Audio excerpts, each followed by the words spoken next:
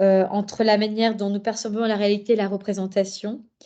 Euh, il faut savoir que le choix, c'est ce que j'évoquais tout à l'heure, le choix des lignes, des formes, des couleurs de l'artiste va évidemment interférer complètement avec la perception et la représentation de cette réalité que l'artiste veut nous montrer.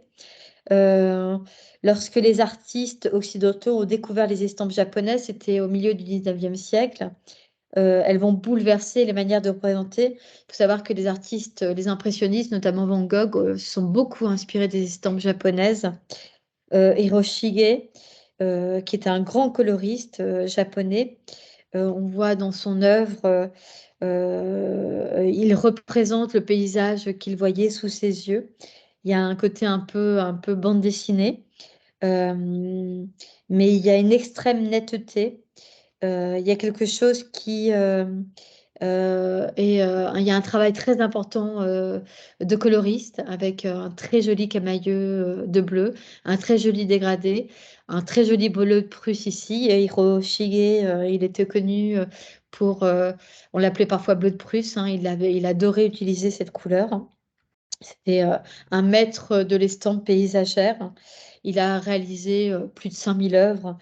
Il y avait toujours une atmosphère particulière dans ces estampes, notamment très souvent les éléments météorologiques, avec aussi une profondeur de champ importante. On voit dans ce dégradé, avec ce paysage qui s'éclaircit de plus en plus, qui représente bien la réalité telle qu'on la connaît, hein, que la profondeur, plus on s'éloigne, plus notre regard s'éloigne dans le paysage, plus ça devient clair. Donc on est sur une représentation aussi qui est intéressante à explorer. Euh, Quel est le rapport au réel? On revient sur la sculpture avec Auguste Rodin, qui est vraiment à explorer le nu de toutes les façons. C'est quelqu'un qui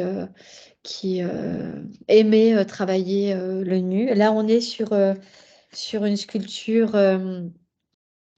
de d'Hésiode, hein, qui est une sculpture qu'on avait retrouvée au milieu du 8e siècle avant Jésus-Christ. Alors, il y avait une lance sur laquelle s'appuyait le personnage qui était là. Hop, il y avait une lance. Et en fait, Rodin l'a supprimée quand il a achevé la sculpture, parce qu'il voulait vraiment qu'on se concentre sur le regard voilà, de ce nu. Alors, il y avait quelque chose de puissant hein, dans les sculptures de Rodin. Et il a évidemment pris un modèle, un jeune soldat. Il avait vraiment le souci de représenter le vrai. Il y avait vraiment l'idée aussi de la présence du corps dans les trois dimensions. Auguste Rodin, il a été vraiment bouleversé par le travail de Michel-Ange quand il est allé en Italie lors d'un voyage. Et il s'est référé ensuite constamment au travail de Michel-Ange. Et là, ce travail, c'est clairement une référence à une sculpture de Michel-Ange qui s'appelle L'esclave mourant. Alors attendez, excusez-moi parce que j'ai Hamid qui a un petit souci, je pense, parce qu'il m'envoie des messages. Euh, Ah, il a un problème avec l'application, d'accord. Donc c'est pour ça qu'il a pas, qu'il nous a quittés. Bon, on lui donnera le replay pour qu'il puisse avoir ce qu'il a manqué. Excusez-moi, hein. Rodin, il fait partie du programme des œuvres. On fera une session hein, spéciale pour les œuvres du bac. Rodin, il fait partie des artistes qu'il faut vraiment travailler pour le bac. C'est un sculpteur qui vraiment qui était un très grand sculpteur, qui a eu de nombreuses polémiques. Euh, je le cite, hein, il disait, la ressemblance à laquelle doit tendre l'art n'est pas l'aspect extérieur des choses, mais leur vérité. Hein, on retrouve ce qu'on disait tout à l'heure sur cette idée d'anima, d'animer la matière, c'était un peu ce que voulait Rodin, et d'être au-delà des apparences, finalement, au-delà de la ressemblance, d'être dans quelque chose qui est au-delà du visible, qui est plutôt de l'ordre de l'intouchable, de l'invisible, quelque chose qui nous dépasse, qui nous échappe. qui s'appelle l'art, en fait, tout simplement, hein. Rodin, il avait sculpté cette œuvre taille 1, et puis finalement, il a été accusé de l'avoir faite directement. C'était tellement bien, tellement parfait, directement sur le modèle. Et donc après ça, après cette polémique, après ce scandale, il a décidé de ne plus sculpter ses œuvres taille 1, donc de les réduire ou de les agrandir pour ne plus avoir ces polémiques. On continue avec cette œuvre qui représente Giotto. euh, donc c'est Narcisse Salière qui l'a peinte au fin 19e siècle. C'est une Ulysse sur toile. C'est une légende, enfin c'est une légende. C'est peut-être vrai, mais on ne sait pas. Alors bon, comme on ne sait pas, c'est Cimabue qui rencontre Giotto. Cimabue, c'était un peintre aussi, un très grand peintre, un des derniers peintres byzantins dont Giotto a été l'apprenti. Et dans la légende, il paraît que Cimabue a rencontré Giotto. Et dans son Giotto s'était infiltré dans l'atelier de Cimabue et il a peint une mouche sur la joue d'une figure faite par Cimabue. Et en fait, elle était tellement vraisemblante que Cimabue a voulu la faire s'envoler. Il l'a cru vrai, il a cru vraiment, il a compris son illusion après. C'est raconté dans le livre d'un critique d'art qui s'appelle Vasari. Bon, Giotto, c'est un premier des maîtres italiens, hein. Son œuvre est la première à peindre des sujets d'après nature. Et c'est un peintre qui va rompre avec la peinture byzantine. Elle est intéressante, cette représentation, déjà parce que c'est la représentation d'une légende. Donc, Cimabue qui rencontre le petit Giotto qui peint le, le petit bouc sur le mur, sur la paroi. Et Cimabue qui est vraiment stupéfait de voir ce jeune garçon dessiner aussi bien. Cette représentation de ce paysage avec cette profondeur, cette perspective, cette lumière, au fond, ce champ de profondeur est vraiment intéressante dans cette idée d'écart avec le réel. Il y a vraiment quelque chose de l'ordre de la ressemblance avec la réalité, mais il y a aussi quelque chose euh, de l'ordre de la légende, hein. On s'éloigne de la réalité. On continue avec cette distance et le référent. Alors, je vous montre, on ne va pas la regarder entière. Vous la regarderez si vous voulez. Euh, vous pouvez noter les références. Laurent Mignonneau, On the Fly. On la regarde un petit peu pour que vous ayez. Alors, j'espère qu'elle va pouvoir se mettre. Normalement, elle se met, mais là, elle ne veut pas. Alors, sinon, j'ai normalement les références sur.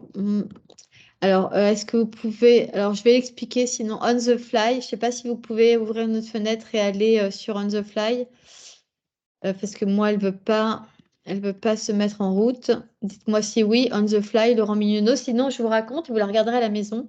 C'est un, c'est une vidéo. Enfin, c'est une vidéo. C'est une installation. Donc, vous êtes dans le lieu d'exposition. Vous êtes spectateur. Puis, vous arrivez devant un écran. Puis, devant cet écran, en fait, donc on voit, et il y a, c'est en mouvement. Il y a des mouches là, c'est comme si moi j'étais là, un autre spectateur était là, puis une autre spectatrice était là, et puis en fait, ces mouches vont vous représenter votre silhouette au fur et à mesure que vous approchez de l'écran, et puis quand vous vous éloignez, la silhouette disparaît. C'est une installation qu'on appelle interactive, qui est basée sur un trompe-l'œil. L'image est formée en multipliant l'image d'une seule mouche. Il y a une seule mouche, mais qui est multipliée par 10 000. Il y a vraiment un jeu entre la relation entre la réalité et la représentation. C'est intéressant aussi d'avoir utilisé cet insecte, la mouche, qui voilà, qu'on a envie toujours, si elle s'approche de nous, de faire s'échapper. Et il y a cette idée d'œuvre éphémère, de portrait comme ça, de notre portrait qui va, qui vient, qui ne dure pas dans le temps. Il y a une dimension aussi très philosophique avec cette idée du temps qui s'écoule, hein, de cette notion de temps qui ne dure pas, de cette œuvre qui est complètement éphémère, hein, et à la fois intemporelle. Donc c'est une œuvre qui est intéressante à regarder et qui vraiment joue de la réalité et de sa représentation à travers nos propres représentations quand on est sur le lieu de l'installation. Vous la regarderez, hein. De toute façon, c'est bien parce on n'a pas énormément de temps pour regarder les vidéos, donc je vous invite à les noter puis à les regarder. On va passer au dispositif de représentation. On en a parlé, vous vous rappelez, en début de présentation avec le dessin de Dürer, avec son dispositif de quadrillage. On est vraiment dans cette idée d'organisation, de composition, d'espace en 3 dimensions, mais aussi de structure, de construction, d'intervention in situ, c'est-à-dire sur le lieu. Quelle place peuvent occuper l'artiste, l'auteur, le sujet, le modèle, le spectateur dans le dispositif de représentation? Je vous montre une œuvre de Jérôme Zander. Alors attention, c'est un portrait, le portrait de Garance, ça s'appelle, et il est fait, je ne sais pas si vous pouvez me dire, deviner comment il est fait ce portrait. On voit un petit peu, mais c'est pas évident. Alors on est toujours hein, sur la poudre graphite, du fusain, sur papier. Est-ce que quelqu'un a une idée comment il est fait ce portrait, à votre avis? Alors, est-ce que j'ai quelqu'un? Est-ce que tout le monde est là? Est-ce que vous vous êtes endormi? Est-ce que vous êtes toujours avec moi? Marie-Jo, Alec, Roy, Hamid, nous a toujours pas. Je vais essayer de réinviter Hamid, tiens, en attendant. Alors, Marie-Jo, peut-être? Alec? On ne sait pas. Non, c'est pas évident. C'est pas évident du tout. Alors, lui, il travaille. C'est intéressant. Ça rappelle aussi les mains de Jérôme Zonder. Il travaille avec le bout des doigts. Donc, il travaille. Alors là, il travaille. Vous verrez tout à l'heure. On a aussi une installation. Il travaille avec un peu des apprentis finalement. Et donc, ils mettent les doigts dans la poudre graphite et ces doigts, ils vont les imprégner sur un support de dessin sur un papier. Et au fur et à mesure de la répétition de ces empreintes de doigts, plus ou moins prononcées, hein, plus ou moins sombres, plus ou moins claires, il va représenter un portrait. Donc on est vraiment sur ces empreintes, ces touches de bouts de doigts qui sont répétées comme ça, plus ou moins fortement pour représenter un portrait. Comment interroger le genre du portrait individuel ou de groupe à travers un dispositif de représentation? Alors, on regarde ce dispositif de représentation. C'est un artiste conceptuel américain qui s'appelle Baldessari. Et donc, il a photographié des personnages sur un axe vertical, sur une verticalité, mais les personnages sont sur une horizontalité. Donc, il y a une tension déjà entre la verticalité et l'horizontalité. Ce personnage, alors ça nous oblige un peu à tourner la tête et en mouvement sur les premiers plans, il marche et puis il finit par s'immobiliser pour, on a l'impression, mourir, hein. Il y a quelque chose de progressif entre le mouvement et la stabilité. La vie est quelque chose qui ressemblerait à la mort. Et donc il y a voilà, une tension entre l'horizontalité et cette verticalité-là, la verticalité qui rappellerait quelque chose qui est de l'ordre plutôt de la vie, du dynamisme, du mouvement, et l'horizontalité comme ça qui rappelle quelque chose de l'ordre de la stabilité. Il y a un vrai contraste, il y a une vraie tension dans cette œuvre qui est intéressante et qui nous éloigne complètement des réalités et des représentations qu'on peut se faire, en effet, euh, des personnages lambda, debout, en mouvement ou même statiques. On regarde, on s'arrêtera à 20 hein, pour vous mettre sur des pistes de pratique. On verra, je vous réinviterai peut-être, on n'a pas tout fait, mais vous me direz, hein, vous m'enverrez des petits commentaires pour voir un petit peu ce que vous avez retenu. Ça me tient à cœur de savoir. Et bon, voilà, il reste pas mal de choses à faire, mais j'en ai prévu beaucoup finalement. Et on verra si on arrive à faire une autre séance sur la représentation. Je vous en parlerai. L'étude pour le portrait de Pierre-François Jérôme Zonder. Vous voyez, hein, c'est l'autoportrait qu'on a vu tout à l'heure. Alors, on a l'impression, c'est ça qui est intéressant dans son travail, il y a beaucoup d'empreintes, hein, comme dans le portrait de tout à l'heure. Vous voyez les empreintes de doigts qu'on voit encore ici. C'est une œuvre très grande installée sur un mur. On a l'impression qu'on est sur des collages. Vous voyez là, on a l'impression que ce sont des collages. Pas du tout. Tout est dessiné. Ce ne sont que des dessins. Euh, on a vraiment une idée du travail de Jérôme Zonder à travers ce dessin. Euh, il y a quelque chose de déconstruit, déstructuré. Il y a quelque chose de ce portrait. Alors, étude pour le portrait de Pierre-François, mais il y a ce portrait qui est de plus en plus déformé, déconstruit. Il y a quelque chose de l'enfance qui devient monstrueux, loufoque. Il travaille beaucoup sur ça, hein, sur l'enfance un peu cruelle. Euh, il y a les superpositions des différentes créatures entre presque l'humain et l'animal, hein. On voit là, il y a quelque chose qui nous dérange. Il y a cette impression, je l'ai dit tout à l'heure, de collage. Euh, Jérôme Zonder, il dit dessiner revient pour moi, je vous montre l'autre en même temps. Dessiner revient pour moi à créer un espace symbolique qui fonctionne, construire un système dans lequel on peut faire entrer le monde et ses questions. Alors, vous voyez, il y a vraiment cette idée du monde de l'enfance. Alors, on a vraiment ces petits chérubins là. Voilà, on a un portrait qui semble assez mignon, mais on a un regard assez évocateur, assez satirique. Ce personnage qui finit avec une main qui a arraché notre main, dessinée avec des formes géométriques, un couteau à la main. Il y a vraiment toute cette cruauté que peuvent avoir les enfants. Ce petit garçon là qui est devenu complètement satanique, qui a arraché je ne sais quoi. Il y a des fragments de corps, des fragments de peau. Il travaille beaucoup comme ça. Il mélange le dessin enfantin avec quelque chose qui est de l'ordre de la cruauté, mais qui rappelle finalement l'enfant, hein. L'enfant peut être à la fois très candide et à la fois très cruel.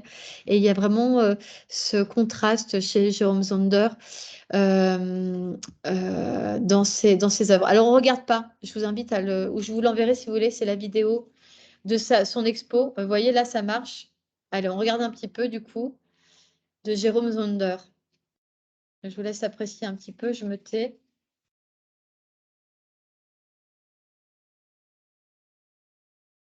Vous voyez, on est vraiment dans du travail d'empreinte.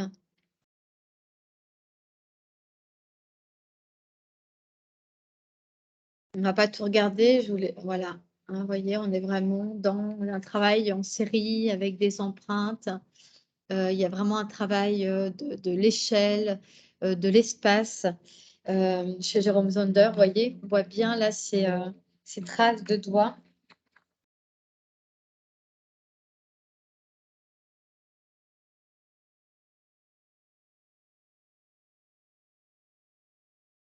Voyez, on est dans son installation là qui s'appelle La Maison Rouge et on va le voir.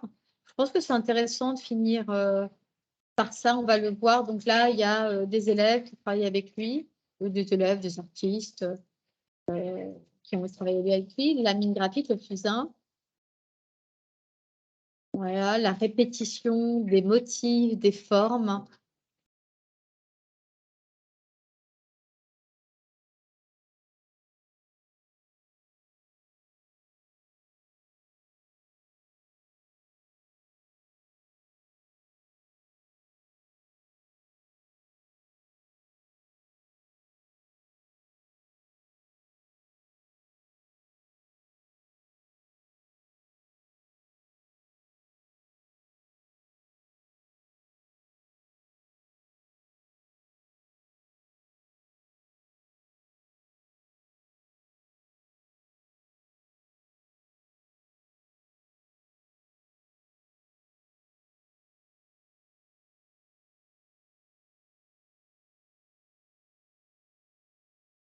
Alors je l'arrête, hein, comme ça sauvagement parce que si vous avez envie de regarder, c'est disponible sur YouTube, hein, Jérôme Zander.